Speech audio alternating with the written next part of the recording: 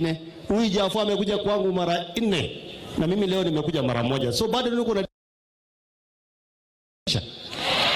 mtanikaribisha. Wangapi wananijua? Si mnajua mimi ni mtu ya kuunganisha. Mimi naunganisha ngela mawaya namna hii. Na unajua mimi nashangaa. Mimi nashangaa na hawa viongozi kama huyu ndugu yangu ametoka hapa sasa hivi. Nyinyi mnaongea kuhusu maneno yenye sielewi. Muachaneni na ule jamaa hapa kwenu. Jamaa ametoka tu Amerika, hata hajaongea mnapigie kelele. Hako na makosa gani jameni? Ule mtu anajua na wanajua ile vitu alifanyia nje wakiwa na Uhuru Kenyatta. So watu watulize bole. Mwacha kupigia ule mtu kelele. Hajasema kitu, ameshuka tu, amekuja kusalamia nyanya yake, amekuja kusalamia wazazi wake na sisi. Nyinyi mnapiga kelele, hapa mnapiga kelele mtu hajaongea. Hajafungua mdomo kuanzia afike.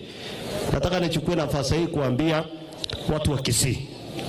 Mimi ninajua kwa muda mrefu hii mmekuwa kwa upinzani.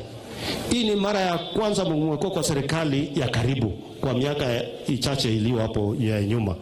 Nataka mjue na msikie. Hizi mabarabara zinajengwa, hii affordable housing, hii masoko. Unajua watu wengi wanakuja wakisema uongo, sijui nini, sijui nini. Mimi nataka kuwauliza nyinyi kwa sababu nyinyi watu wa kanisa. Wewe msichana akitolewa leo apate mimba. Hiyo mimba inachukua miezi ngapi? Si miezi 9.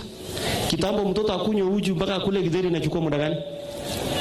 Sasa hii serikali ya William Ruto ya mwaka 2.5 unasikia wewe anasema sijui nini, yule anasema sijui nini. Nilikuwa naona hata mwingine ule former akituletea jana. Mtu aliharibu inji, alipora inji. Lakini leo nimemwambia aende gym kwa sababu ile alipora inji mpaka hata yeye mwenyewe amekuwa tofauti kidogo. Awachane na inji. Wacha sisi tuje tushughulikie kanisa, tushughulikie mama mboga, tushughulikie watu wa bodaboda, tufanye hiyo ndogo ndogo. William Ruto na Kithure Kindiki wajenge lami, wajenge soko, wajenge mashule zetu, au mawaziri washughulikie watoto wetu wasome. Hiyo ndio kitu tunahitaji katika taifa la Kenya. Na hatutaki mtu kutuambia ati rais anafaa kuwa kwa kona ile. Hatutaki mtu kutuambia ati deputy president huyu Kindiki akuwe mtu wa mlima.